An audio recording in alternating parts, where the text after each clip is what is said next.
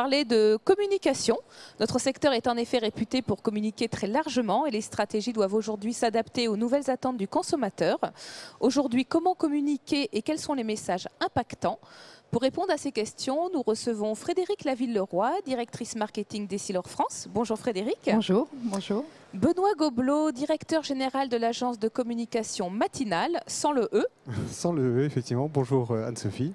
Bonjour Benoît. Nous recevons aussi Stéphanie Dangre, présidente du groupe Hall. Bonjour Stéphanie, merci d'avoir accepté notre invitation. Et Philippe Perrard, directeur général délégué d'Atoll. Bonjour. Bienvenue Philippe. Merci. Alors, on va tout de suite rentrer dans le vif du sujet. Pour ça, je reprends le titre de notre débat qui s'appelle « Les stratégies de communication gagnantes ». Frédéric, est-ce que vous pouvez nous expliquer, selon vous, ce que c'est une stratégie de communication gagnante dans notre secteur ? Alors une stratégie gagnante, pour moi, c'est une stratégie qui donne vraiment des repères aux consommateurs. Et dans l'optique, c'est quand même drôle parce qu'ils voient flou dans notre domaine. Et c'est un domaine particulier, en particulier pour les verres qui sont des éléments transparents. Nous, ce qu'on va chercher plus particulièrement, c'est de leur donner de la traçabilité. Donc c'est pour ça qu'on a ce certificat d'authenticité qui permet aux consommateurs de savoir ce qu'ils achètent. On a aussi développé un indice de protection UV qui leur permet aussi de savoir ce qu'ils achètent. Et puis, on leur donne aussi un espèce de repère de qualité en leur expliquant voilà, qu'on fait des tests de façon à ce qu'ils sachent exactement ce qu'ils achètent. Et puis, les marques, je pense que ça, on partage tous. Les marques, c'est aussi des repères que l'on donne aux consommateurs. Ça lui permet, dans un élément qui est transparent, de savoir ce qu'il achète. Donc, quand il y voit flou, pour moi, justement, l'intérêt de la communication, c'est de lui donner des repères. Et puis, il y a quelque chose qui est très important sur ce marché, c'est que c'est un dispositif médical, en tout cas pour le verre, que c'est remboursé et qu'il y a une façon de communiquer qui est très différente de n'importe quel autre produit de grande consommation qu'on met sur sa liste de courses. Alors Benoît, vous êtes un pro de la publicité, un pro de la communication. Est-ce que vous êtes d'accord avec ce que Frédéric nous a expliqué en ce qui concerne le produit des lunettes ? Effectivement, ce qui est indispensable pour le consommateur, c'est qu'il y a une offre qui est de plus en plus large aujourd'hui sur l'ensemble des marchés. Et donc, ils ont besoin d'avoir des repères, des guides. Et la difficulté, c'est de rendre les choses le plus accessibles possible parce qu'on a effectivement une hétérogénéité de ces consommateurs. Ils ont chacun des goûts, des envies, des besoins qui sont différents. Et donc, à l'intérieur, il faut effectivement leur donner les moyens de se repérer, de se guider, comme vous l'avez si bien dit, et qu'à l'intérieur, ils puissent se faire le choix qui leur convient. Et c'est peut-être une dimension qui manque assez souvent dans un certain nombre de secteurs, c'est la dimension du conseil qui disparaît. C'est-à-dire que les marques font un gros travail en amont pour bâtir une offre produit, pour bâtir une stratégie de communication qui soit la plus explicite possible. Mais parfois, le conseil ne suit pas au niveau du terrain pour reprendre le relais auprès du consommateur. Merci. Alors Philippe, vous représentez ici l'enseigne Atoll, qui est donc connue depuis très longtemps pour avoir une communication qui repose sur des people. Hein. On se souvient d'Antoine, aujourd'hui c'est Adriana, Matt Pokora rejoint le team Atoll. Vous êtes convaincu que les stars font vendre ? Alors, je dirais attention, les people, c'est peut-être un petit peu le terme le plus critique qu'on puisse utiliser. Pour ce qui nous concerne, notre souhait, c'est de faire partager un certain nombre de valeurs aux consommateurs de façon à ce qu'ils se reconnaissent dans la marque. Et notamment, ces personnalités, je préfère ce terme-là plutôt people, sont des gens qui expriment une certaine forme de générosité, que ce soit Antoine qui nous fait partager sa vision du bout du monde, que ce soit Adriana dont on sait qu'elle est très impliquée par exemple à la Croix-Rouge, et que ce soit enfin Matt Pokora qui lui nous permet de visiter le monde de la musique avec toujours ce côté généreux puisqu'il est l'une des têtes de pont des Enfoirés. Et donc ça fait vendre, pour revenir à ma première question ? Alors la problématique, c'est pas tellement de faire vendre, c'est d'être en connivence avec le consommateur. Tout à l'heure, Frédéric disait fort justement que l'important, c'était de donner des repères dans un monde où on n'en a plus beaucoup. Et là-dessus, effectivement, Atoll a non seulement une notoriété, le fameux Atoll, les opticiens, qui a réveillé bon nombre de gens qui s'endormaient devant la télé. Et puis, derrière, bien évidemment, on a ce qu'on appelle la préférence. Et la préférence chez nous est cultivée par un certain nombre d'éléments qui sont justement la générosité qu'expriment nos personnalités, qui sont aussi le Made in France, je dirais ce côté citoyen que d'ailleurs beaucoup de nos confrères reprennent, mais c'est un petit peu comme cette fameuse marque de boissons sucrées, souvent copiée, jamais égalée. Merci Philippe. Alors Benoît, en optique, on utilise beaucoup des personnalités, donc pour reprendre le terme de Philippe, on a des personnalités aussi politiques. Voilà, alors justement on y reviendra après, puisque ça c'est effectivement un autre aspect de votre communication. Là, pour en revenir aux personnalités donc, qui sont les ambassadeurs de certaines enseignes, il y a eu Johnny longtemps pour Optique 2000 qui n'a pas pu malheureusement se joindre à nous aujourd'hui. On voit Chris également qui cette année s'est offert une pléiade de personnalités, donc Atoll avec Adriana M. Pokora. Est-ce que dans notre secteur, c'est judicieux, selon vous, de prendre des personnalités comme ambassadeurs ? Alors, l'avantage de prendre une personnalité, c'est qu'elle va faire immédiatement la courte échelle à la marque. La grande difficulté, c'est de savoir quelle personnalité utiliser. Quand on prend l'exemple de Johnny Hallyday, qui est l'idole des jeunes, mais qui est surtout l'idole de l'ensemble des Français, et il finit par avoir tendance à cannibaliser la marque. Et donc, aujourd'hui, très simplement, lorsqu'on voit une publicité avec Johnny, on peut imaginer tout de suite Optique 2000, mais la même publicité pour Optique 2000 sans Johnny, est-ce toujours Optique 2000 ? C'est la difficulté que va avoir à gérer dans les mois à venir, dans les années à venir, Optique 2000, entre guillemets, en redescendant de l'estrade sur laquelle ils étaient montés avec Johnny Hallyday. Je pense, c'est pas spécialement pour faire plaisir à mon voisin, que Atoll a eu une stratégie beaucoup plus judicieuse en utilisant des stars qui sont plutôt des seconds rôles. Antoine, parce qu'il a eu une carrière il y a fort longtemps, mais après, elle a été beaucoup plus épisodique et moins importante que celle de Johnny, par exemple, même s'ils étaient concurrents au tout début. Adriana Carambeu, qui est connue comme étant mannequin, qui est connue pour la Croix-Rouge, mais finalement qu'on entend peu, elle s'exprime très peu, c'est pas une actrice, c'est pas quelqu'un qui intervient dans le débat public, et finalement c'est plutôt son image, son look, ou quelqu'un comme Matt Pokora, pour être franc, que je ne connaissais pas, donc j'ai découvert, mais qui est très sympathique, qui est tout à fait dans l'air du temps, et à nouveau qui vont plutôt jouer, comme l'a si bien dit Philippe tout à l'heure, une connivence par rapport à la marque, qui vont la rendre sympathique, sans cannibaliser du tout cette marque. Donc le Star System, le Celebrity Star, c'est effectivement quelque chose de tout à fait intéressant pour une marque, mais attention à bien choisir sa star de manière à ce qu'elle ne cannibalise pas complètement la marque. Alors Stéphanie, on vient d'entendre donc un représentant d'une enseigne, un représentant d'un verrier. Vous êtes présidente du groupe Hall, qui est une centrale leader sur le marché des indépendants, mais avec 1200 points de vente. Comment les indépendants peuvent faire entendre leur voix dans ce paysage médiatico-publicitaire qui, semble-t-il, est dominé par les grands acteurs ? Oui, dans le contexte actuel, dans le contexte de crise économique, nos opticiens ont besoin de deux choses.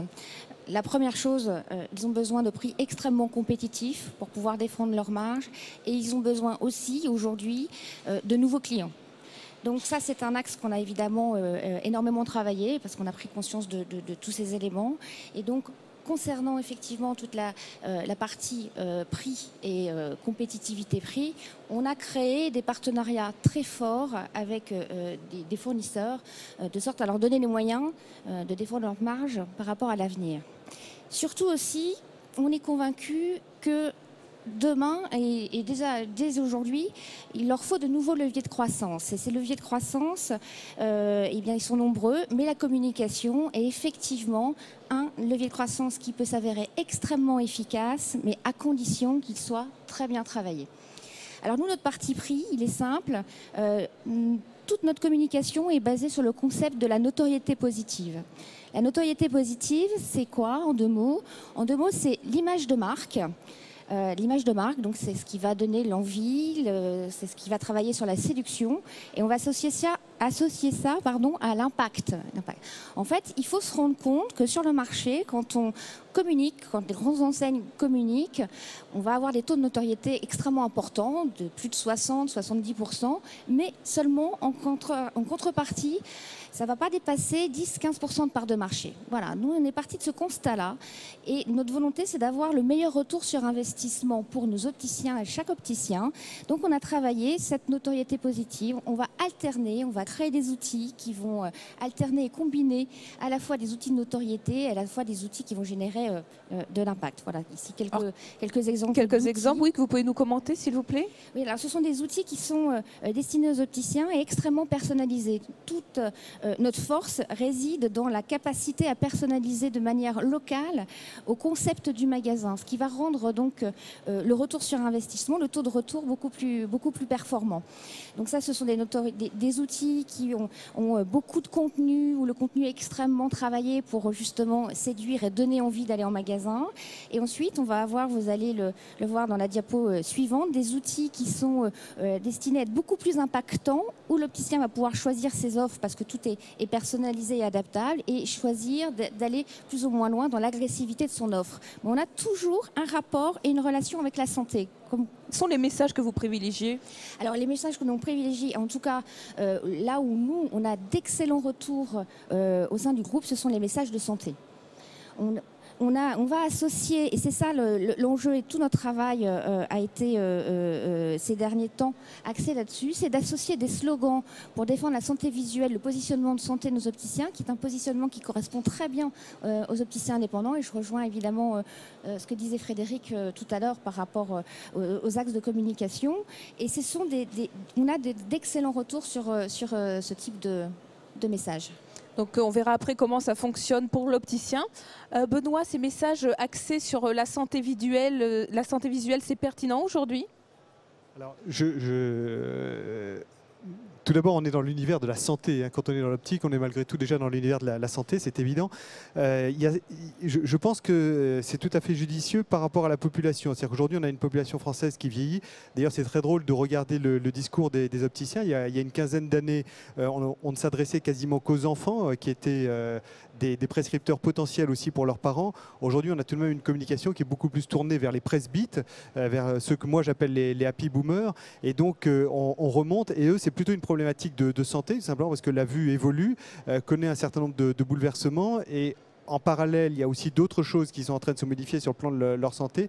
Donc je dirais qu'il y a une prise de conscience que la santé n'est plus tout à fait la même et une prise de conscience sur ces générations-là qui est très intéressante parce qu'ils voient leurs parents ou leurs beaux-parents âgés qui, eux, ne s'étaient pas du tout préparés à vieillir et qui se retrouvent dans des situations un petit peu compliquées. Donc eux prennent conscience que la santé est un point important et donc de traiter sa vue, par exemple, peut permettre tout simplement d'avoir un agrément de vie et d'anticiper sur des problèmes éventuels qui pourraient survenir sur la vue.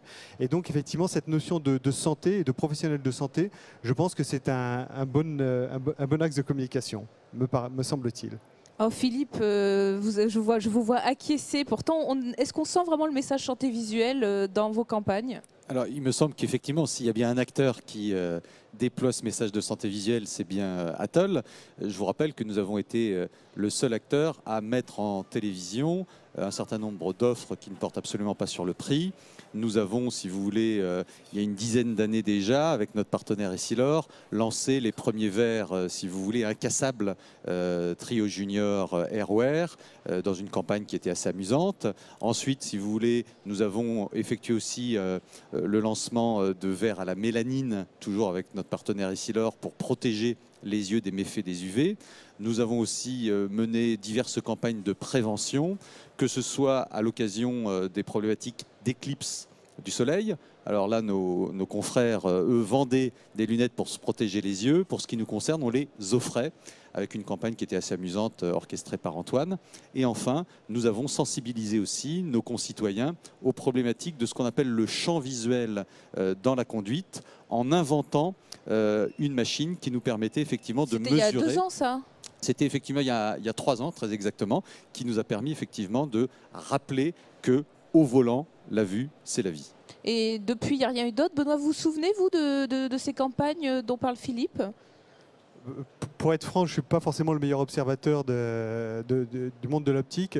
J'ai plutôt vu effectivement les stars en ce qui concerne Atoll que la communication axée santé. Mais je ne suis pas forcément le meilleur représentant. Je vous redonne la parole, Philippe, parce que vous avez des obligations qui vous obligeront à quitter ce plateau à midi. Donc, je voudrais qu'on parle de votre dernière campagne de pub qu'on voit sur les écrans, alors qui mêle à la fois le glamour avec Adriana, mais qui met également en scène vos collaboratrices. Alors, peut-être qu'on peut le lancer en régie. Est-ce qu'on peut revoir ce spot TV ?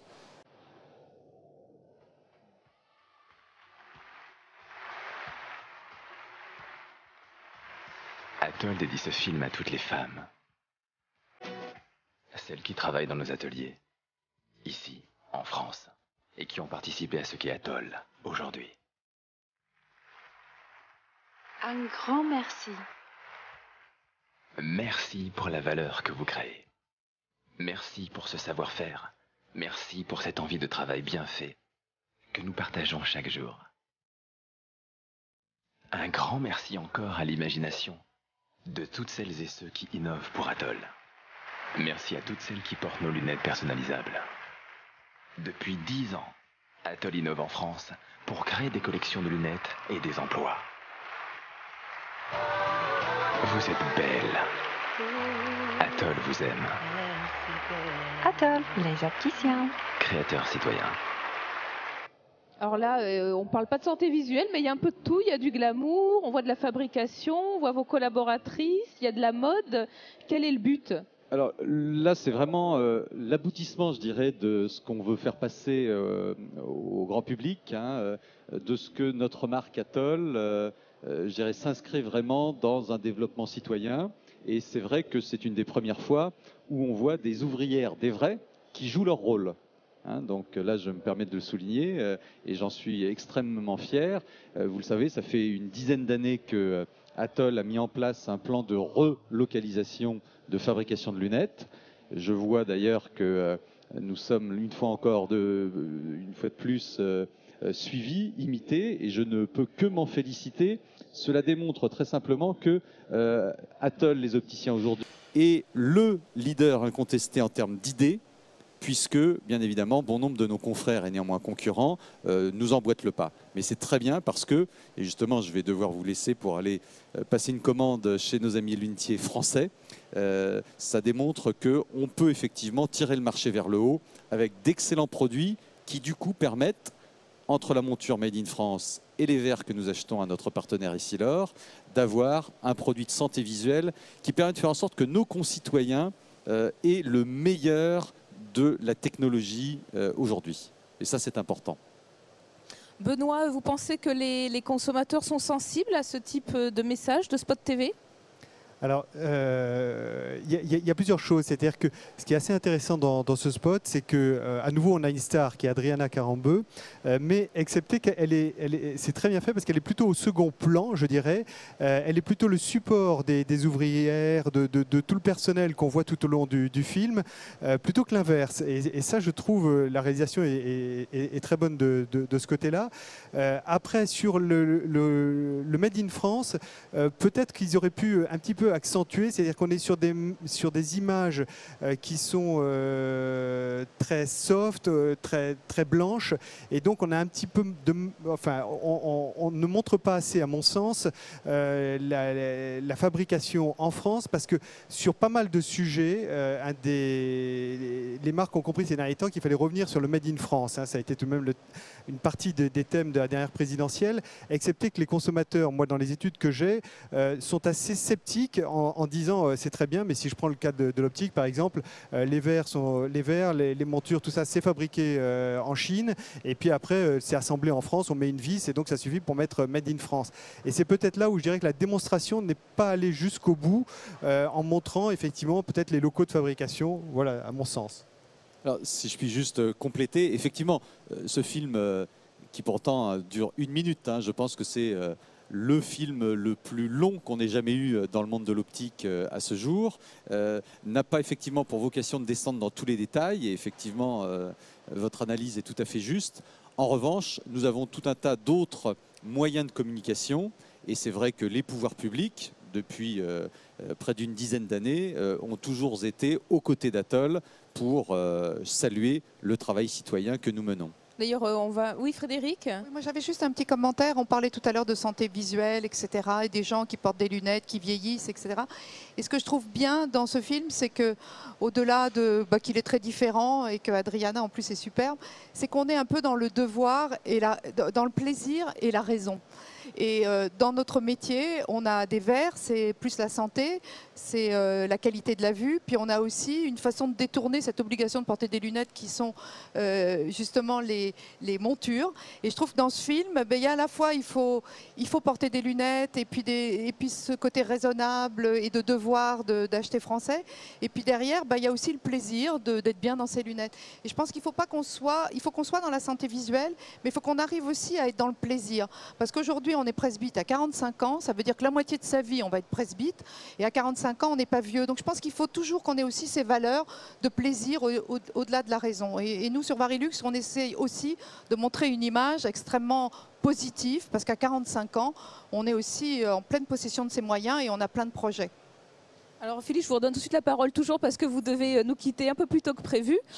Comme vous le disiez tout à l'heure, vous utilisez beaucoup les médias et vous surfez sur l'actualité économique, sociale, etc. On voit régulièrement des ministres sur vos événements. On a vu, donc là c'est avec Arnaud Montebourg, ministre du redressement productif lors de l'inauguration de vos locaux à Bonn, de l'extension de vos locaux à Bonn. L'année dernière, vous étiez avec Xavier Bertrand, alors ministre de la Santé. Vous êtes la seule enseigne à faire ça, un peu à la mode Leclerc, je dirais, qu'on voit de temps en temps dans les médias. Là aussi, quel est votre objectif? Alors là, surtout, je me permets de rappeler qu'il ne s'agit pas d'une pensée à la mode, mais d'un mode de pensée chez Atoll. Nous avons toujours souhaité influer d'une façon positive sur l'appréciation que les pouvoirs publics pouvaient avoir sur l'optique. C'est la raison pour laquelle nous sommes, je dirais, investis de façon très forte avec un certain nombre de nos confrères, dont Nathalie, Stéphanie, dans des syndicats professionnels, de façon à faire valoir justement tous les bienfaits qu'une bonne santé visuelle peut apporter à nos concitoyennes et nos concitoyens. Donc effectivement, il me semble effectivement assez sympathique de voir derrière que les ministres de la République, de tous bords qu'ils soient... Quelle que soit la majorité en fait, ça... Mais pour ce qui nous concerne, nous sommes des entrepreneurs, je dirais le pouvoir public sont les pouvoirs publics et de quelque bord qu'ils soient, nous n'avons pas à les bouder ni à les défier. Il faut faire avec et surtout il faut faire passer le message que la santé visuelle est quelque chose de très important et qu'il convient de ne pas la négliger. La santé visuelle n'est pas un bien commerçant, il faut vraiment que tout le monde ait ça en tête. Merci Philippe, on peut vous libérer. Merci beaucoup à vous et excellente fin de journée. Merci d'avoir fait un détour par notre plateau. Alors Stéphanie Dang, vous disiez tout à l'heure que vous proposiez une communication à la carte. Comment ça fonctionne pour vos adhérents? Alors, comme je le précisais tout à l'heure, nous on privilégie donc la communication locale. On a 10 axes de communication différents, volontairement différents, qui vont correspondre au positionnement de chaque magasin et qu'on va personnaliser au cas par cas. Donc toute notre force va résider dans l'accompagnement, parce qu'on va expliquer et accompagner l'opticien dans l'analyse de sa communication locale, dans la sélection de ses supports et surtout sa mise en œuvre et l'analyse des résultats. Et à chaque résultat, on va mesurer l'impact qu'on va avoir sur l'opération en cours. Et face à ça, on va réajuster au fur et à mesure. Et c'est là où on a une vraie force, parce qu'au bout du compte, on va avoir un plan de communication multicanal qui, dans le temps, va avoir un taux de retour sur investissement optimal. Optimal à la fois parce qu'on va réajuster au fur et à mesure des taux de retour qu'on va avoir sur le terrain. Et l'investissement nécessaire, justement, il faut compter combien en termes de coûts? Alors, en fait, les opticiens sont un peu démunis face à la communication parce que souvent, ils ont eu des expériences pas forcément réussies. Mais en réalité, il ne faut pas non plus communiquer, il ne faut pas investir énormément pour qu'on puisse déjà avoir des résultats. Ce qu'il faut avoir en tête, c'est que pour qu'une communication soit efficace, il faut au minimum 3 à 4 opérations par an, ne serait-ce que pour mémoriser. Donc 3-4 opérations par an sur 5000 exemplaires avec 2 000 à 3 000 euros, un budget qui est faible. on peut déjà avoir des résultats. Merci Stéphanie. Alors on voit qu'effectivement vous axez beaucoup votre communication, enfin vous proposez des plans de communication locale effectivement qui semblent très très pertinents. Est-ce que Benoît, finalement, la communication en télé, c'est obligé? Obligé, oui et non. La télévision reste un média absolument extraordinaire dans le sens où une marque qui est passée en télévision, c'est une marque sérieuse, c'est une marque crédible, c'est une marque dont on est sûr. Voilà, c'est comme ça. Et tout d'un coup, elle acquiert un statut, là on parlait de star tout à l'heure, mais la marque elle-même acquiert un statut de star, tout simplement. Ce qui n'est pas le même cas quand on est dans les autres médias. Donc c'est une des raisons pour lesquelles beaucoup de marques ont envie et souhaitent, parce que ça va leur permettre d'apporter énormément de crédit. Ceci dit, une fois que vous avez mis la barre très haut, vous avez placé votre marque au niveau national, si au niveau local ça ne suit pas, si vous n'avez pas le réseau qui est bien implanté et qui va faire que la marque que j'ai pu voir à la télévision, je n'arrive pas à la trouver, eh bien, ça n'a pas beaucoup de sens. Et si derrière, je dirais, le message que vous avez fait passer au niveau national ne se retrouve pas au niveau local, là aussi c'est beaucoup d'argent investi et beaucoup d'argent perdu. Donc je dirais, les deux vont de pair, mais moi je rejoins beaucoup ce qu'a dit ma voisine de gauche. Je ne pense pas que vous voissiez de la télé, je ne crois pas vous avoir vu. C'est-à-dire que je pense qu'il faut tout d'abord construire tout le niveau local de communication, et une fois que les bases sont bien assises, on peut effectivement aller au niveau national parce que ça va tout d'un coup booster, donner un coup d'accélérateur à l'ensemble de sa communication, mais elle sera capable, et ma voisine a parlé de retour sur investissement tout à l'heure, on sera tout à fait capable de mesurer le retour sur investissement et d'utiliser justement cet investissement important qui aura été fait et de capitaliser au niveau local, tout d'un coup de ressortir par rapport à sa concurrence au niveau local, mais c'est ce qui compte pour un opticien à mon sens. Frédéric, je vous vois acquiescer. Pour vous, est-ce qu'une campagne efficace doit être forcément une campagne énorme avec un budget très important? Je pense que ce qui est le plus important dans notre domaine de l'optique, où on a un achat consommateur qui est extrêmement complexe, puisqu'il faut aller chez l'ophtalmologiste, chez l'opticien une fois ou deux fois, et qu'en plus on est en grande demande d'informations. Donc nous on fait de la télévision parce qu'on est quand même dans la vue. Donc la télévision, c'est un formidable moyen de faire connaître très vite un produit. C'est une grande aide apportée aux opticiens, et puis on est dans le domaine de l'image, donc on peut démontrer. Mais ça ne suffit absolument pas. Ce qu'il faut, c'est être présent à toutes les étapes du parcours du consommateur. C'est-à-dire qu'il va chercher de l'information, il faut être sur Internet. Il faut lui donner une information qu'il puisse comprendre. Ensuite, il faut être dans les salles d'attente des ophtalmologistes, de façon à ce qu'à un moment où il est très préoccupé, il trouve l'information. Et puis ensuite, il faut être dans le magasin de l'optique. Et quand on fait des opérations, toujours, on met à disposition des enseignes et des indépendants des documents, des communications, de façon qu'ils puissent relayer et bénéficier de cet investissement qu'on fait en télévision. Donc on a l'habitude, en particulier avec le groupe Hall, de même personnaliser cette communication de façon que l'opticien puisse se l'attribuer. Et c'est dans tout ce parcours que ça va être intéressant de mettre des briques et que tout au long de son parcours, le consommateur ait un contact avec la marque. Mais au total, il faut quand même faire suffisamment de médias puissants si on veut que cette marque, elle soit une vraie marque, c'est-à-dire une préférence. Une marque, c'est quand un consommateur sait de quoi il se prive en ne choisissant pas cette marque. Voilà, et ça, c'est la force d'une marque. Mais elle doit être en connivence complète avec le prescripteur et avec le conseilleur qui est l'opticien en magasin.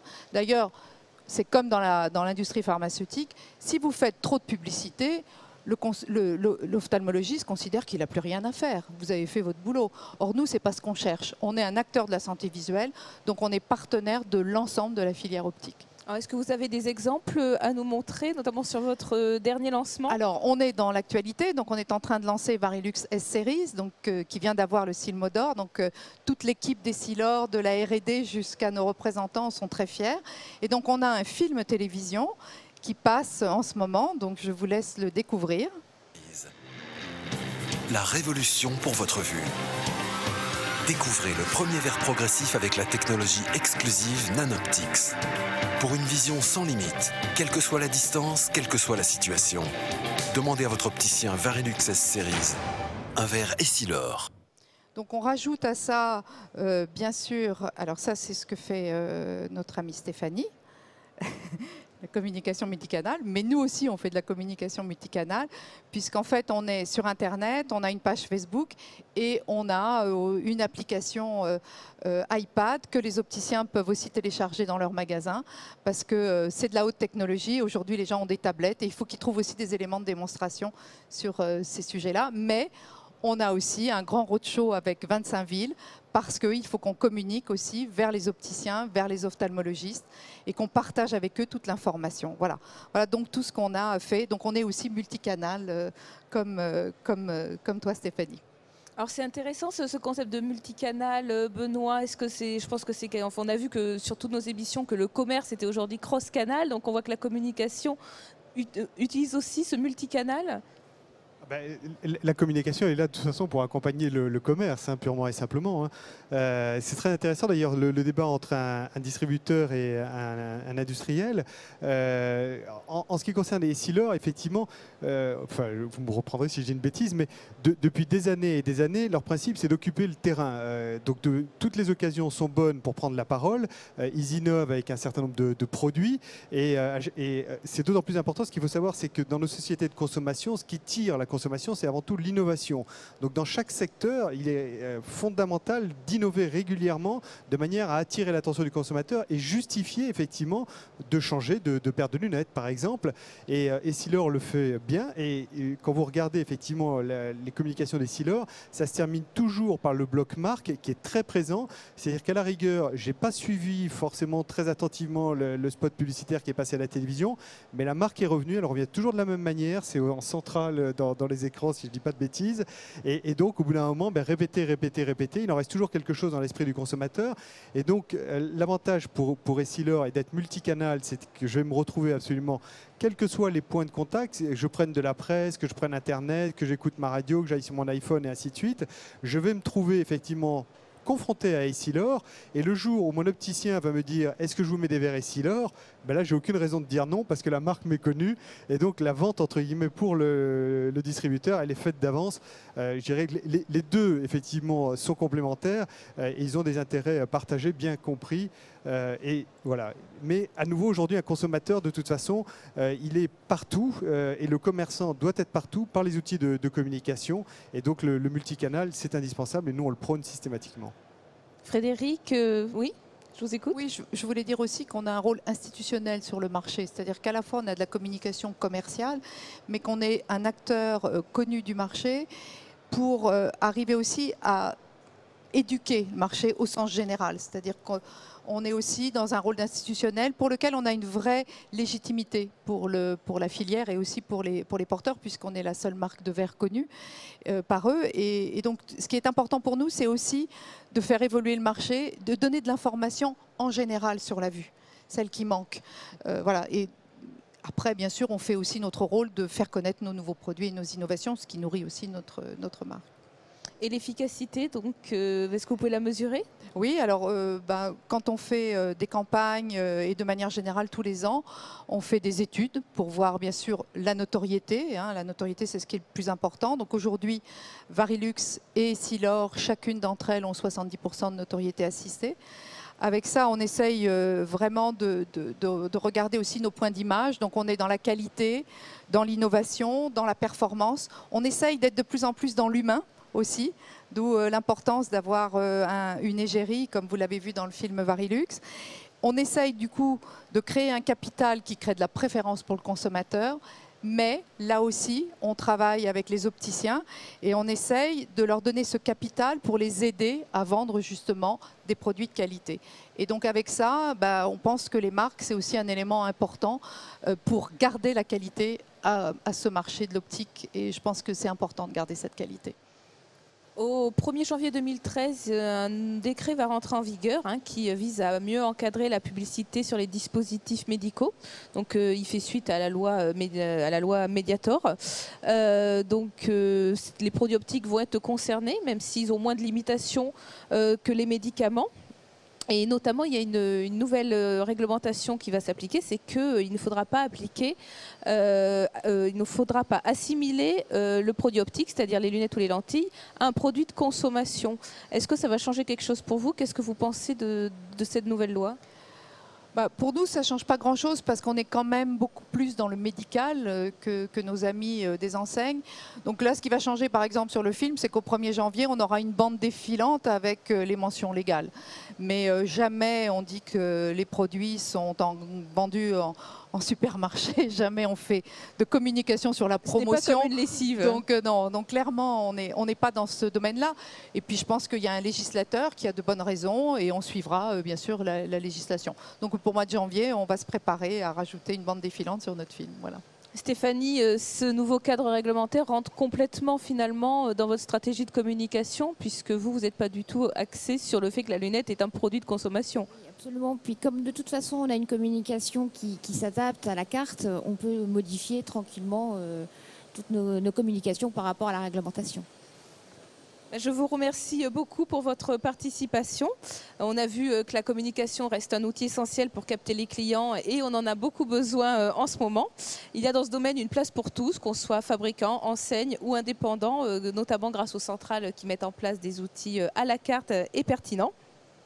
On a vu que les messages importants à faire passer n'étaient plus forcément liés au prix, mais plutôt à une mise en valeur du savoir-faire de l'opticien, de sa technique et aussi des avancées des produits. Le Studio TV continue aussi le mot et sur Acuité en direct. N'oubliez pas que vous pouvez poser vos questions sur notre chat. Vous retrouverez à 14h30 Leslie Passeron qui va parler pour une émission consacrée au luxe en lunetterie. Merci pour votre attention. À très vite.